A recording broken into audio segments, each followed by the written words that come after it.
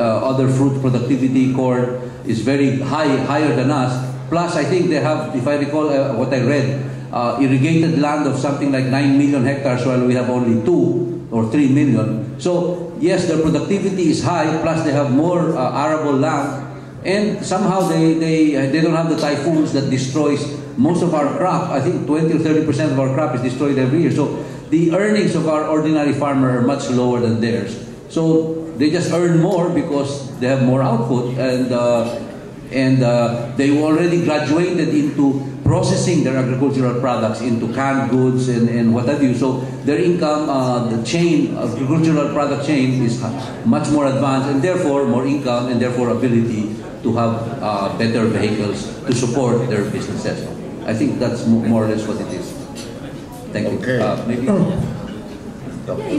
If we look at the policies that Thailand pursued in the past, they really tried to promote trucks, their one-ton pickups, through the use of not only tariffs but also excise tax. So if you compare the excise in the beginning, I mean, if you compare, that's way back in the late 80s, 90s. So in Thailand, the excise tax on pickup trucks would be very small compared to the excise taxes that they imposed on their other motor vehicles. And I think that is one crucial strategy that they did, which promoted the sales, and eventually this has led Thailand to specialize in the production of one-ton pickups. Well, right now they're, I think, the #1 manufacturer or producer of one-ton pickups. Although, I just recall that in our case, if you can still remember the time when the AUV was gaining success, and then the government suddenly changed the rules on excise tax and it really increased the tax on Asian utility vehicles, and that somehow affected the initial investments that were made based on assumptions that this would be the excise tax structure. So I think some of our automakers suffered a lot because of that sudden policy change. Okay, there's one good news though, if you've been following the newspapers, is that the Agricultural Department this time around has allotted lots of spending as far as agriculture is concerned. So hopefully it translates to what Thailand may have reaped in the past. Not necessarily in the same way, but at least the direction is there for increasing support in the agricultural sector. One more question and we'll be done. Oh, with the Q&A. Yes?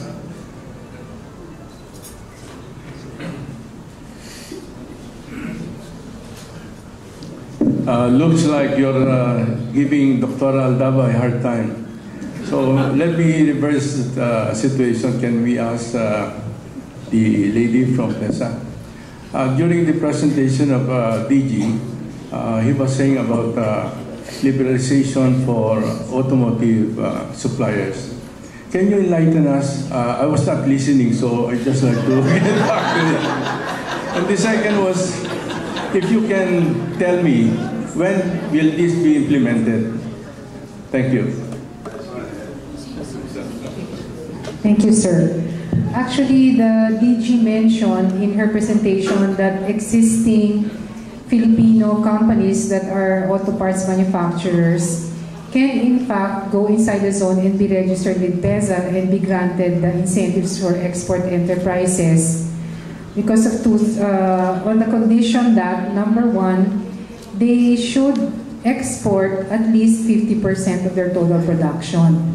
However, she did mention that for the first 3 years of their operations, that's a maximum 3 years from the time that they transfer to PEZA and are granted PEZA incentives, they can in fact sell locally more than 50%, which means that they can export less than 50%, but any local sales in excess of the 50% cap will be subject to the regular national and local taxes, which means that if, because a PEZA enterprise is entitled to 5% tax on gross income incentive, so if the Filipino company, let's say, sells locally 70% of its total production in a given year, then the 20% local sales will be subject to the regular corporate income tax and the local business tax. But the 50% local sales plus the 30% export sales will be covered by the PEZA incentives, which are essentially the 5% tax on gross income in lieu of national and local taxes. No ITH because existing companies, we are talking of existing companies. However, for export-oriented companies that are coming into the Philippines for the first time, then they can be granted the usual export incentive. Again, as the PEZA board has indicated as a matter of policy, actually it is part of our rules and regulations now. If they export less than 70%, then the excess local sales that is in excess of 30% will be subject to the regular national and local taxes as well. So in effect, what the Director General was saying is that the companies registering with PEZA can be given 3 years to be able to attain the 70% export requirement in the case of foreign-owned companies and 50% export sale requirement for Filipino companies. And number two, she's also saying that even if you are already an existing manufacturer in the domestic territory, as long as you have some exports, then you can come into a PEZA ecozone and be registered with PEZA and be granted the 5% tax on gross income incentive as you build your export toward the required minimum of 50%. So there's still an export requirement, but you can be allowed to build it up over a period of 3 years. I hope I answered your question. Effectivity. Immediately. Yeah, it's effective now. So you can come to our office and we can gladly give you the details, although all of the application requirements are in our web and you can download the said requirements. Okay, so with that, our panel discussion ends, and thank you very much, and I turn you back to our two distinguished